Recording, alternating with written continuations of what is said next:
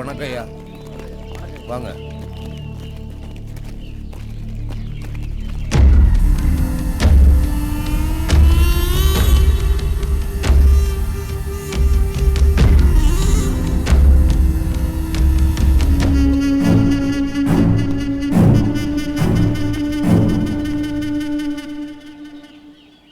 நான் உங்கள் ஊர் மக்களை பார்த்து பேசணும். சரிங்க ஐயா, ஏற்பாடு பண்ணுறேன்.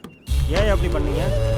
இனிமே நம்ம சாதி பொண்ணுங்க கிட்ட வச்சுக்கிட்டா அவங்க குடும்பத்தில் இருக்கிற அத்தனை பேரையும் வெட்டி தொங்க விட்டுருவோம்னு எச்சரிக்கிறதுக்கு தானே அப்படி பண்ணோம். எவ்வளோ பெரிய ஆளு சல்மான் கான், ஒரே ஒரு மானை சுட்டுவிட்டு படுற பாட்டை பார்த்தீங்கல்ல. அண்ணா, இன்ஸ்பெக்டர் லைனில் இருக்கார். ஹலோ, சொல்லுங்க தலைவரே. இன்ஸ்பெக்டர் நல்லா இருக்கீங்களா? தயவால சூப்பரா இருக்கேன் தலைவரே. நம்ம சாதிக்கார பயலுங்க ஆளுகளை வெட்டிட்டு வாங்கடான்னா ஆடு மாடை வெட்டிட்டு வந்து நிற்கிறானுங்க. ஐயா, அப்புறம் அதான் கேஸ் ஆயிடுச்சு. அது பெரிய தலைவலியாச்சே. சரி, நான் என்ன செய்யணும்? சம்பவத்தை அன்னைக்கு பசங்க உங்கள் கஸ்டடியில் இந்த மாதிரி செட்டப் பண்ணணும். தம்பிகளா, கேணிமங்கலத்தில் போய் நம்ம இன்ஸ்பெக்டர் ரத்தின வேலை பாருங்கள். அவர் நம்மால் தாயா எல்லாத்தையும் கரெக்டாக முடிச்சு கொடுத்துருவார். பார்த்துக்குங்கப்பா, நான் வரேன்.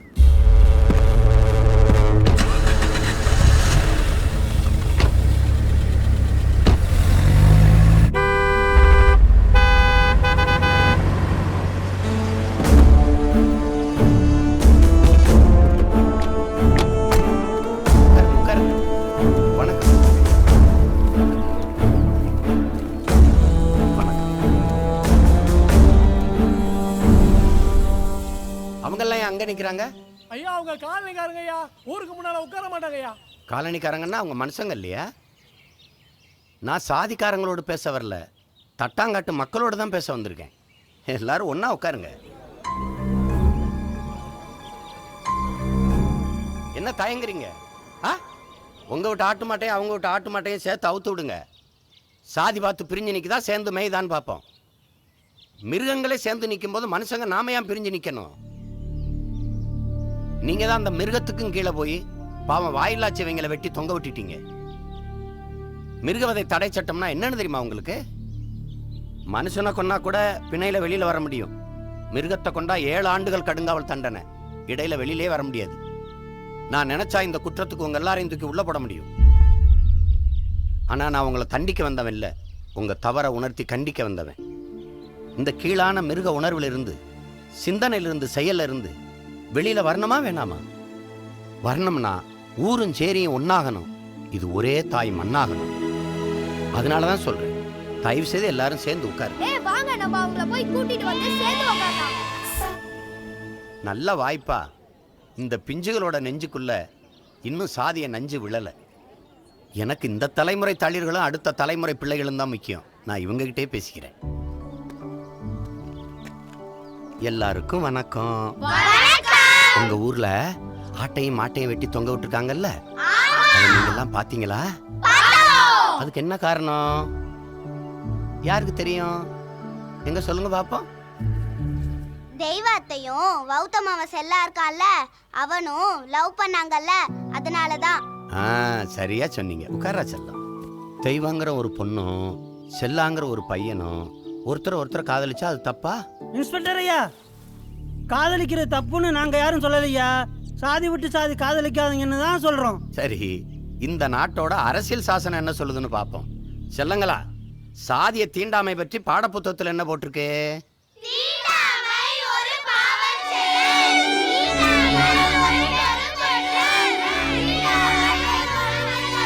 கேட்டீங்கல்ல, நான் சொல்லல, இந்த நாட்டோட சட்டம் சொல்லுது.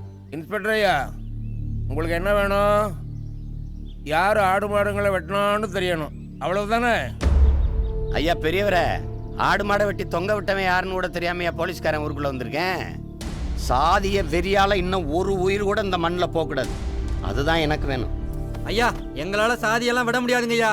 சாதி தான் எங்கள் அடையாளம், சாதி தான் எங்கள் பாரம்பரியம். பேரை கேட்டோன்னே சாதி தெரியணுங்கிறதுக்காக தான் பேரோட சேர்த்து சாதியும் வச்சிருக்கோம். இவனுங்க 7 தலைமுறைக்கு திருந்த மாட்டானுங்க, காட்டு மிராண்டி பயலுவோம். என்னையா சொல்றீங்க? சாதியா நம்ம அடையாளம், சாதியா நம்ம பாரம்பரியம். எப்ப வந்துச்சு இந்த சாதி மதம்லாம் நம்ம கிட்ட? நேத்து வந்தது. நம்ம 50,000 ஆண்டுகளுக்கு முன்னாடி இருந்து வாழுகிற மூத்த குடி தமிழ் குடி. நமக்கு திட்டமிட்டு சாதி பற்று மதப்பற்று ஊட்டப்பட்டிருக்கு. நமக்கு மொழிப்பற்று, இனப்பற்று, மொழி பெருமை, இனப்பெருமை இல்லை. இருந்திருந்தா நாமே அப்படி கிடக்குறோம். நம்மளுடைய காதல், வீரம், அறம் எல்லாத்தையும் பாடிய புறநானூறு பாணன், பறையன், துடியன், கடம்பன் தவிர வேற குடி இல்லைங்குது. சாதிங்கிறதே நம்ம மொழி சொல் இல்லை, அது வேற்று மொழி சொல். நாம குடி, அதுவும் ஆதி குடி, தமிழ் குடி. அன்னைக்கு நம்ம முன்னோர்கள் எல்லாம் சங்கம் வச்சு தமிழ் வளர்த்தாங்க, எல்லாம் சரியா இருந்துச்சு. இன்னைக்கு நாம அதே சங்கம் வச்சு சாதி வளர்த்தோம், எல்லாம் நாசமா போச்சு. நம்ம முப்பாட்டன் தீரன் சின்னமலை வெள்ளக்காரனை எடுத்து போராடும் போது அந்த படையில கட்டுத்தடிக்காரனு கருப்பஞ்சேர்வன் இல்லையா? இன்னும் ஒரு பெரும்பாட்டன் பூலித்தேவன் படையில ஒண்டி வீரன் பகட தளபதியா இல்லையா? வீர பேரரசி நம்ம பாட்டி வேல்நாச்சியார் படையில இன்னொரு பாட்டி குயில் இருந்து போராடலையா? இவங்கெல்லாம் சாதிய பாகுபாடு பார்த்தா படை கட்டி போராடினாங்க. வள்ளுவ பெருமகனார் நமக்கு வகுத்து தந்த மறைமொழி என்ன சொல்லுது? பிறப்புக்கும் எல்லா உயிருக்கும். தலைக்கு கிரீடம் செய்யறவன் உயர்ந்தவன், காலுக்கு செருப்பு தைக்கிறவன் தாழ்ந்தவன், செய்யற தொழில பெருமை சிறுமை பார்க்காதீங்கன்னு சிறப்பொவ்வா செய்தொழில் வேற்றுமையான்னு நமது வேதம் போதிக்குது. அறிவு பெருமாட்டி அவ்வை சாதி இரண்டொழிய வேறில்லைங்கிறான். இட்டார் பெரியோர் இடாதார் இழிகுலத்தோருங்கிறான். இருக்கிற செல்வத்தை எல்லாருக்கும் கொடுத்து வாழ்றவன் உயர்ந்த சாதி, எல்லாத்தையும் தனக்கு தனக்குன்னு ஒதுக்கி பதுக்கி வாழ்றவன் தாழ்ந்த சாதி. இதுதான் அவ சொன்ன சாதி. சாதி மதங்களை பாரும் குல தாழ்ச்சி உயர்ச்சி சொல்லல் பாவம்னு பாடுறான் பெரும்பாவளன் பாரதி. இருக்கின்றானே தமிழா, இருக்கின்றானே சாதி, இருக்கின்றதென்பானும் இருக்கின்றானே என்று வருந்தி பாடுறான் புரட்சி பாவலன் பாரதிதாசன். இவங்க எல்லாரும் இப்படி இதெல்லாம் பாடி வச்சது இதை படிச்சு நல்வழி நடப்போங்கிறதுக்காக தான். இப்படி நாதியற்று கண்ட கண்டவைய காலையெல்லாம் விழுந்து கிடப்போங்கிறதுக்கு இல்லை. ஊரு சேரி பார்த்து மழை பெய்யறதில்ல, வீசுற காத்து சாதி மத பேதம் பார்த்து வீசுறதில்ல, மரமோ செடியோ சாதிக்கு ஒரு பூ சாதிக்கு ஒரு காய் காய்க்கிறது இல்லை. ஆனா நாம எத்தனை நாளைக்கு இந்த சாதியை கட்டிக்கிட்டு அழப்போறோம், அதுக்காக வெட்டிக்கிட்டு குத்திக்கிட்டு விழப்போறோம். இந்த சாதிக்கார மேல விழுந்து ஓடி வர்ற தண்ணீர்னு குடிக்காம குளிக்காம இருக்கிறோமா? நீங்க சுவாசி விடுற மூச்சு காற்றத்தான் அவங்க சுவாசிக்கிறாங்க, அவங்க சுவாசி விடுற மூச்சு காற்றத்தான் நீங்க சுவாசிக்கிறீங்க. அந்த காற்றத்தான் நான் சுவாசிக்கிறேன், நான் சுவாசி விடுற மூச்சு காற்றத்தான் பிள்ளைங்க சுவாசிக்கிறாங்க. இங்க உயிர் காற்றா இருக்க மூச்சு காற்று எல்லாருக்கும் ஒண்ணுதான். இந்த சிந்தனை என்னைக்கு நமக்கு வரப்போகுது? எத்தனையோ பெரிய பெரிய அறிஞர்கள்லாம் சொல்றாங்க, கல்லு சாராயம் குடிச்சா தாண்டா போதை ஏறும், சாதியும் மதமும் சொன்ன உடனே ஏறிருங்கிறாங்க. கல்லு சாராயம் குடிச்சவன் படுத்து எந்திரிச்சா போதை தெளிஞ்சிருங்க. ஆனா சாதி மத போதை ஏறிச்சுன்னா செத்து பாடையில போற வரைக்கும் தெரியாதுங்க. இந்த போதை எதுக்கு நமக்கு? சங்கம் வச்சு கட்சி வச்சு சாதியை ஒழிக்க முடியல, ஒழிக்க முடியாது. ஏன்னா அது சுவத்துல இடத்துல எழுத்து இல்ல ஓடி போய் அழிச்சிட்டு வர்றதுக்கு. இது ஒவ்வொரு மனிதனின் சிந்தனைக்குள்ளேயும் பல நூற்றாண்டுகளா படிஞ்சு கிடக்கிற அழுக்கு. இது அவனே தொடச்சுத்தான் தூர எறியணும். தொடச்சு எறியணுமா வேணாமா?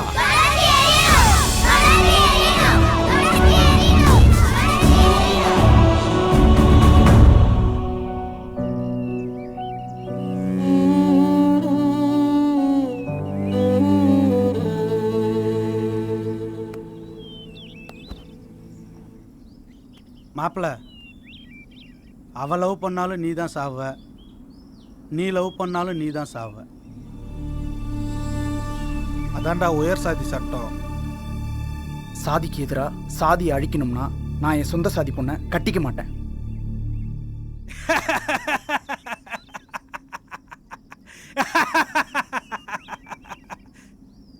என்ன அது, சாதியை அழிக்க போறியா?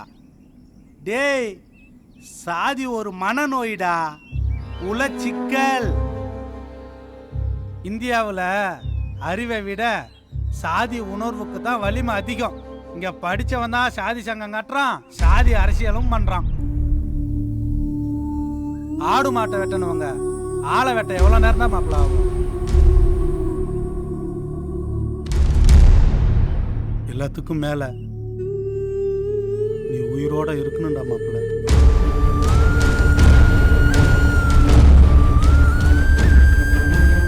இந்த பொண்ணை மறந்துடுறா மாப்பிள்ள.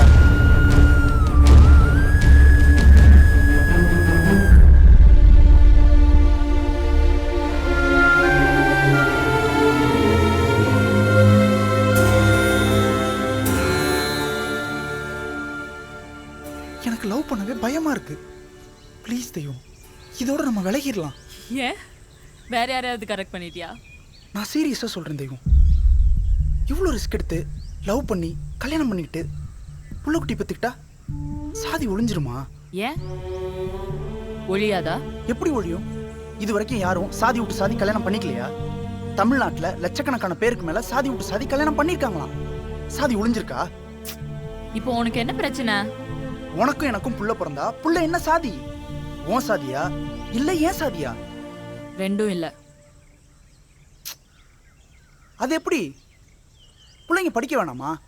பள்ளிக்கூடத்துக்கு போனா சாதி என்னன்னு கேட்பான்ல.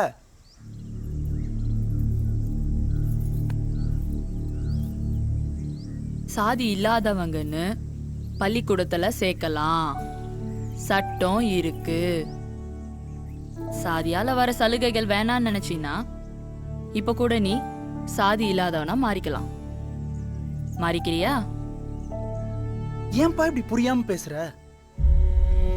நம்ம 2 பேரும் கல்யாணம் பண்ணிக்கிட்டு நம்ம பிள்ளைங்களுக்கு சாதி இல்லைன்னு சொன்னா சாதி அழிஞ்சிருமா? அதுக்கு உயிரை பணைய வைக்கணுமா? ஆமா, உயிரை பணையம் வைக்கணும். தமிழ்நாடு முழுசும் லட்சக்கணக்கான பேரு சாதி விட்டு சாதி கல்யாணம் பண்ணிக்கிட்டவங்க இருக்காங்கன்னு சொன்னியே, அவங்கள ஒண்ணு சேர்க்கணும். அரசாங்கத்தோட போராடி சாதி மறுப்பு கல்யாணம் பண்ணிக்கிட்டவங்களுக்கு கல்வி வேலை வாய்ப்புல இட ஒதுக்கீடு வாங்கணும். தமிழனுக்கு சாதி இல்ல, சாதி பாக்குறவன் தமிழனே இல்ல அப்படிங்கிற நிலைய உருவாக்கணும். தெய்வம், நம்ம ஊர்க்காரனுங்க நம்மள சேர்ந்து வாழ விட மாட்டானுங்கப்பா. யாராவது ஒருத்தரை கொன்னுடுவானுங்கப்பா. ஐயோ அம்மா, ஏன் இப்படி பயப்படுறடா? ஜெயிக்கும்னு நம்பு, ஜெயிக்கும்.